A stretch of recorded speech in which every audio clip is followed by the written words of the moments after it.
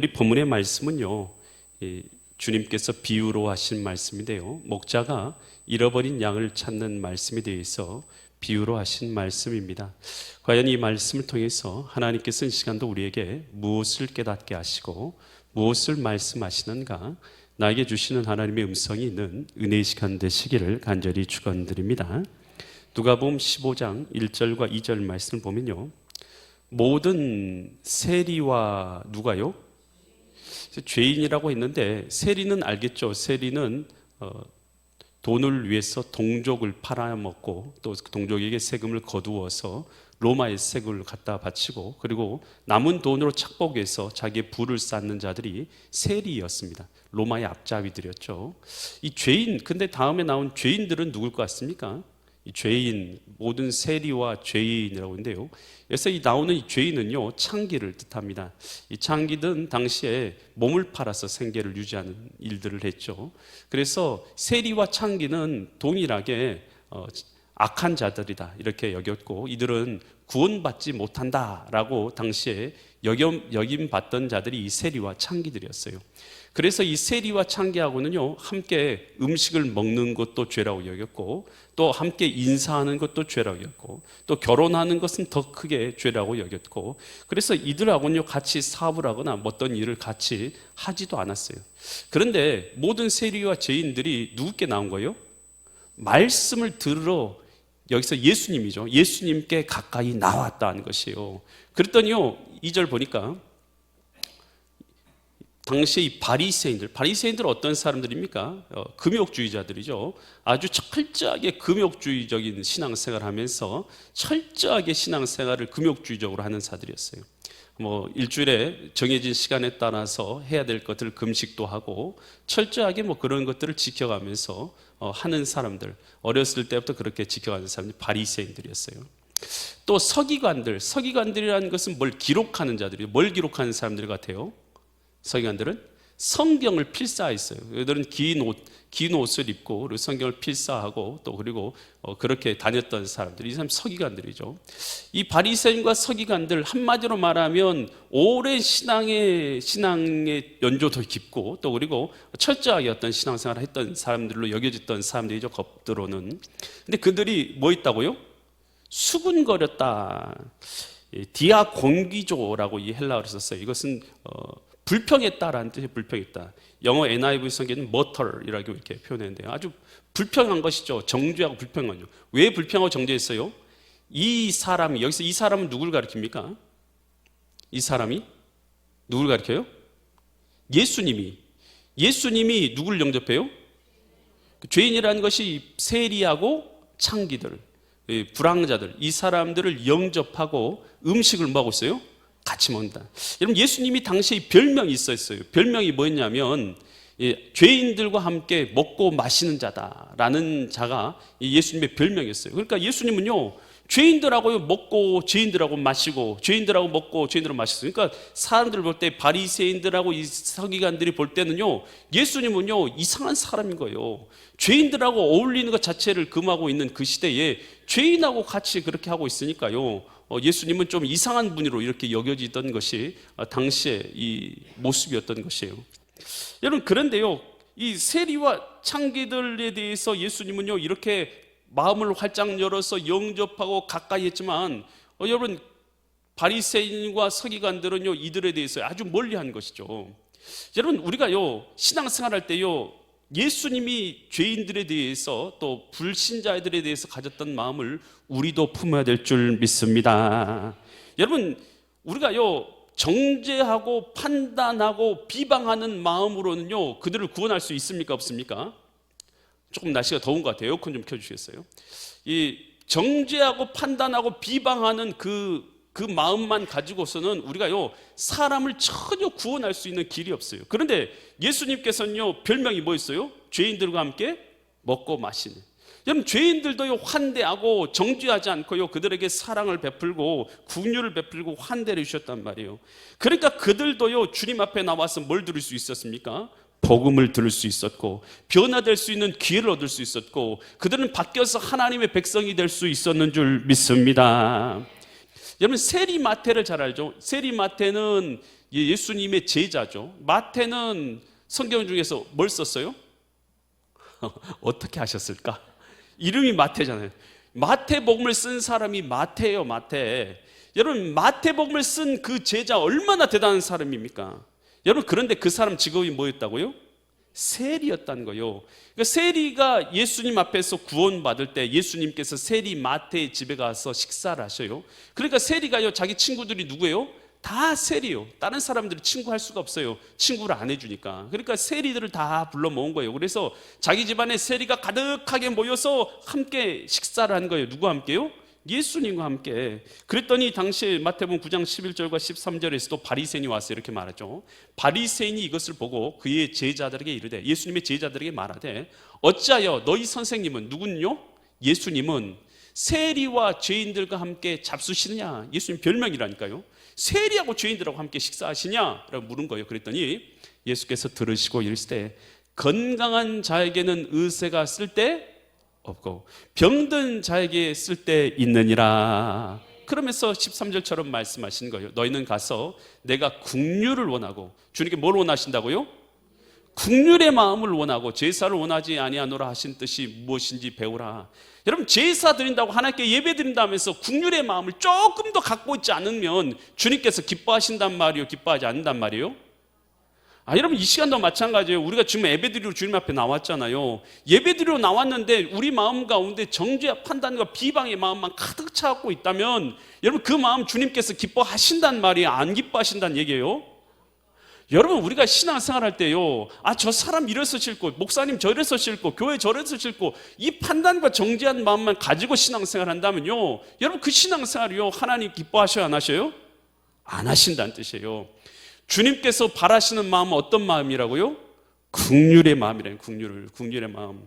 여러분 우리가요 다른 사람을 대할 때도 마찬가지예요. 우리 신앙생활 할 때요 우리 마음 가운데 하나님이 바라시는 마음은 긍휼의 마음인 줄 믿습니다. 사랑의 마음인 줄 믿습니다. 사랑하는 사람은요 뭘 갖다 주더라고. 자꾸만 갖다 주고 나누고, 여러분 우리가 풍성하게 섬기고, 할렐루야. 이게 바로 뭐예요? 사랑의 마음이고 긍휼의 마음인 것이죠. 주님께서는 이것을 원하시는 것이죠. 여러분 선한 일 열심히 있으세요? 여러분 선한 일이요 멀리 있다 생각하지 마세요. 교회 나와서요 여러분 교회에서 봉사하는 것, 그것이 바로 선한 일의 첫 걸음이 될 줄 믿습니다. 남들이 하기 싫어하는 것 하는 것, 그것이 바로요 선한 일의 첫 걸음이 될 것이에요. 그래서 여러분 내가 선한 일을 아무것도 안 하고 있잖아요. 그러면 우리 주님께서 부르신 대로 살고 있는 것 같아요, 아닌 것 같아요? 할렐루야.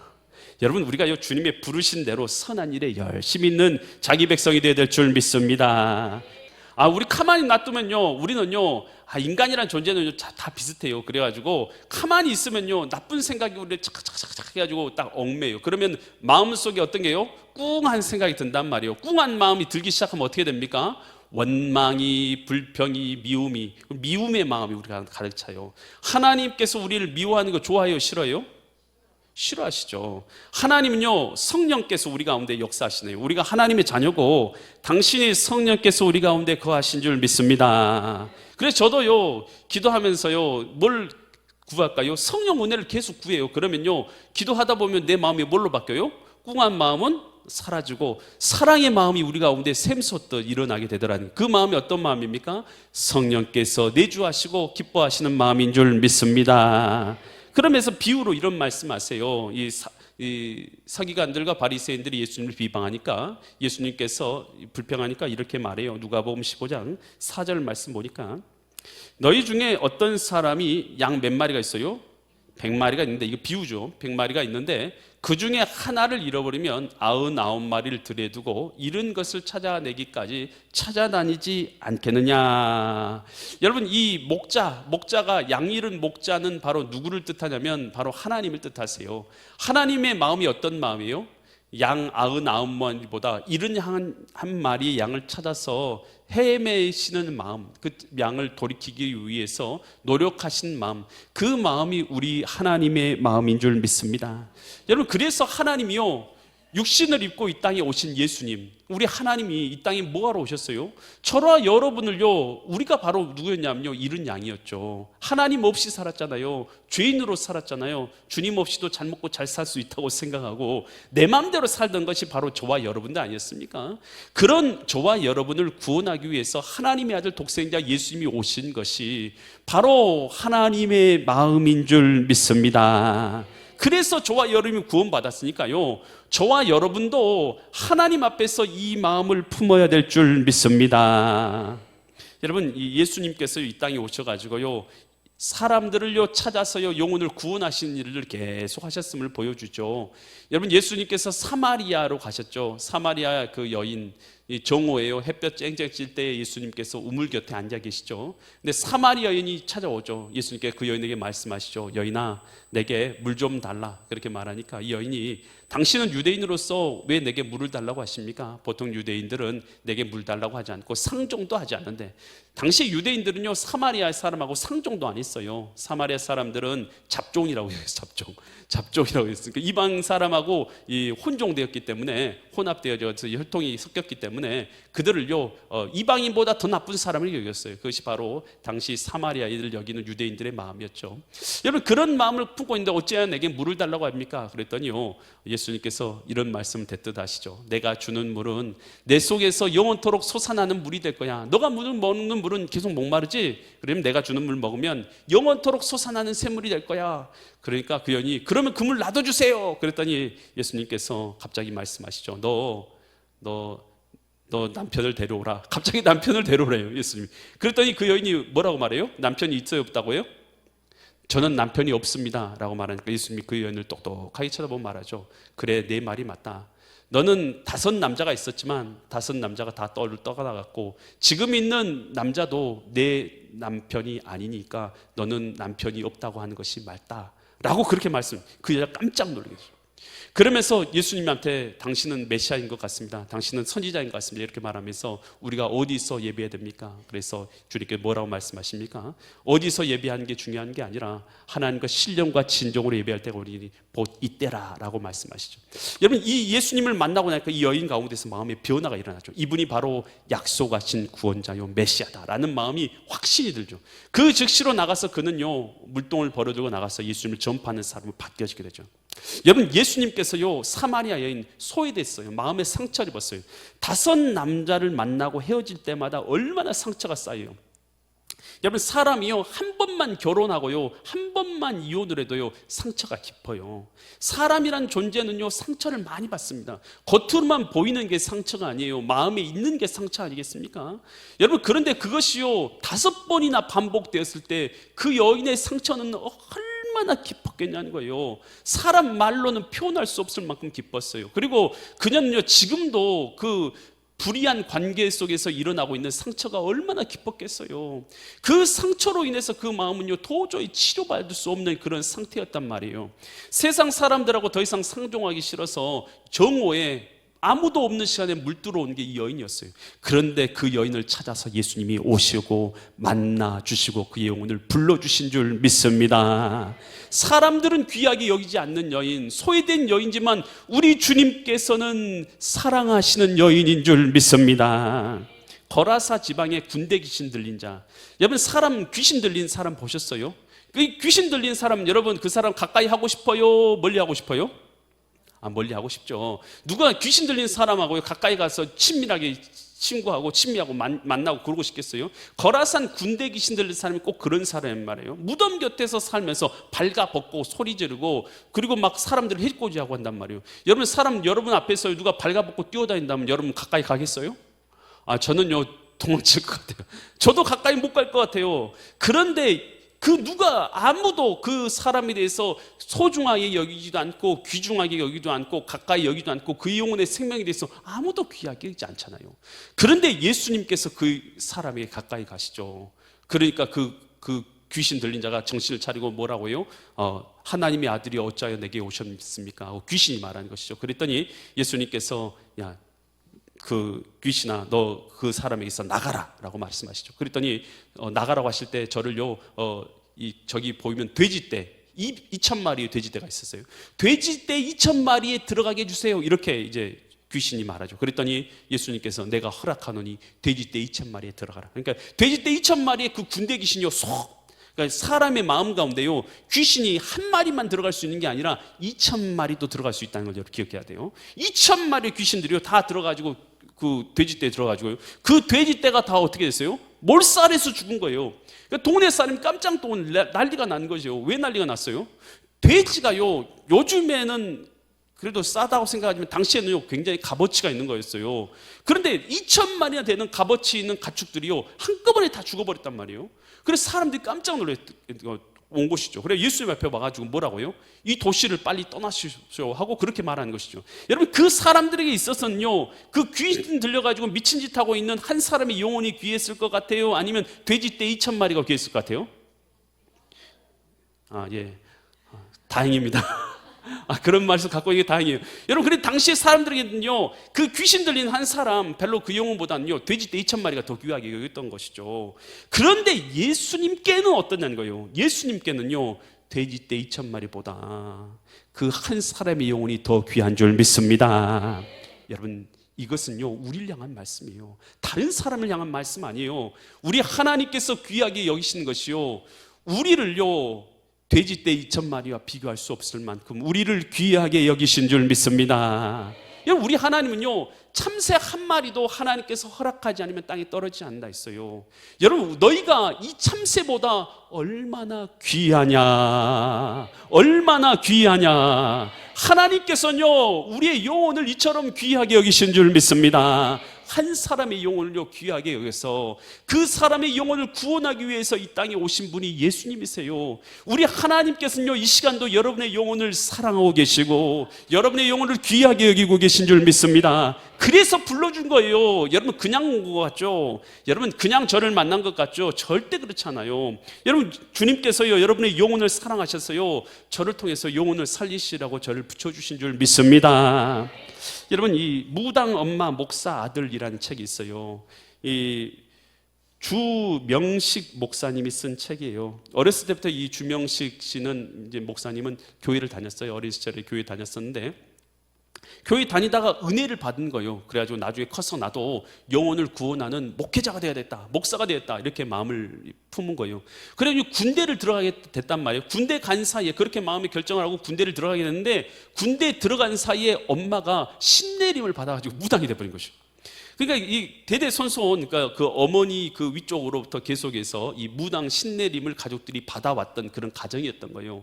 근데 이제 막 가족 가운데서 계속해서 막 무당 신내림 받을 때 알죠? 막 가족들이 병들고 우환이 생기고 막 그러다가 너가 신내림 받지 않으면 너희 자손들 다 망한다, 이런 거 해가지고 어쩔 수 없이 대신해서 보통 그 가족을 대표해서 한 사람이 신내림 받게 되잖아요. 이게 무당의 계보예요. 그래서 무당 신내림을 받게 되는데 강한 귀신의 이제 신내림을 받게 된 거예요. 그래서 이 작두를 탔는데 작두가 양날 작두가 있고 외낙두가 있다고 그래요. 근데 외낙두, 그러니까 신내림을 아주 강하게 받은 사람들이 강신무 받은 사람들만 외줄로 된 이런 그 작두를 탈 수 있다고 그래요. 그러니까 강신무, 아주 강한 그 귀신을 들려가지고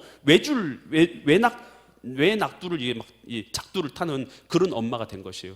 그러니까 아들은 목사님이 되려고 하는데 엄마는 강신무 들은 무당이란 말이에요. 그러니까 아들이요 생각할 때 저 안에 있는 귀신을 쫓아내겠다, 이런 마음을 들고요 계속해서 엄마에 대해서요 막 악한 마음을 품고요 이제 그때부터 싸우기 시작하는 거죠. 엄마에 대해서 싸우고 다투고 사사건건 엄마하고 부딪히는 거예요. 사사건건 싸우는 거예요. 사사건건 이제 막 다툼이 일어나는 거예요. 계속해서 다툼이 일어나면서 그런 막 영적으로 물리쳐낸다, 그런 마음을 갖고 있었는데, 그런데 계속해서 싸움만 하다가 어느 순간 딱 그런 생각이 든 거예요. 엄마 안에 있는 귀신은 미워하지만 엄마를 미워하고 싸워서는 엄마를 구원할 수 없다라는 것이 깨달아진 것이에요. 그러면서 그 사람은 이제 이렇게 썼어요. 책에는 초창기에는 어머니를 모질게 돼 있어요. 그냥 화풀이였죠. 나는 목사가 될 건데 어머니는 무당이니 그 분풀이였어요. 그런데 무당 이전에 어머니에 대한 국률과 연민, 어머니의 영혼에 대한 사랑이 없다는 것을 깨달았어요. 예수님은 모든 사람을 불쌍히 여기셨잖아요. 그러므로 모든 전도사에게 마음은 국률이어야 함을 깨달았습니다. 그 후 어머니의 영혼, 인격을 사랑하고 섬기게 되었습니다. 그후부터는 엄마와 부딪히지 않으려고 애를 썼고 오직 눈물로 기도하였습니다.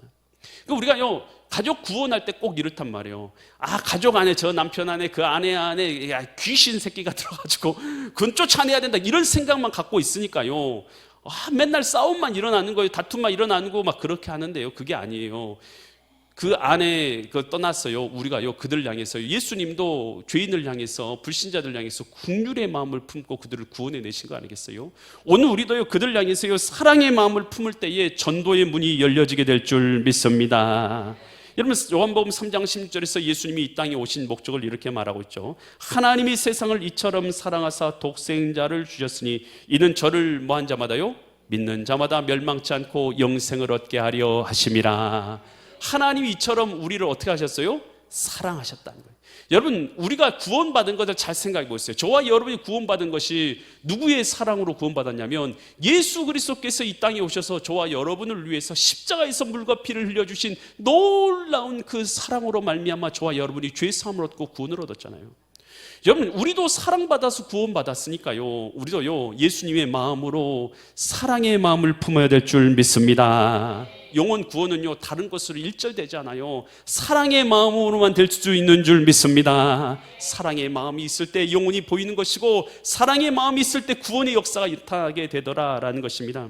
그러면서 비유의 말씀 계속해서 하신대요. 누가복음 15장 5절에서 또 찾아낸즉 그 양을, 잃어버린 양을 찾으면 즐거워서, 목자가 어떻게 하면 즐거워서 어깨에다 메고, 여러분 그냥 끌고 올 수도 있잖아요. 줄에 매가지고 끌고 올 수도 있는데 그러지 않고 얼마나 기쁜지 어깨에다 메고 집에 와서 그 벗과 이웃들을 불러가지고 말하되 나와 함께 즐기자, 나의 잃은 양을 찾아노라. 동네 친구들 다 불러가지고 잔치를 벌린다는 거예요. 여러분, 이것이 누구의 마음이냐? 여러분 7절에서 이렇게 말해요. 내가 너에게 이르노니 이와 같이 죄인 한 사람이, 이 비유에 대한 말씀이, 비유가 무슨 뜻인지에 대해서 이렇게 말해준 거예요. 죄인 한 사람이 뭐 하면요? 회개하면. 이게 이 비유의 뜻이에요. 회개하면 하늘에서는 회개할 것이 없는 의인 99명으로 말미암아 기뻐하는 것보다 누가 더 기뻐하신다고요?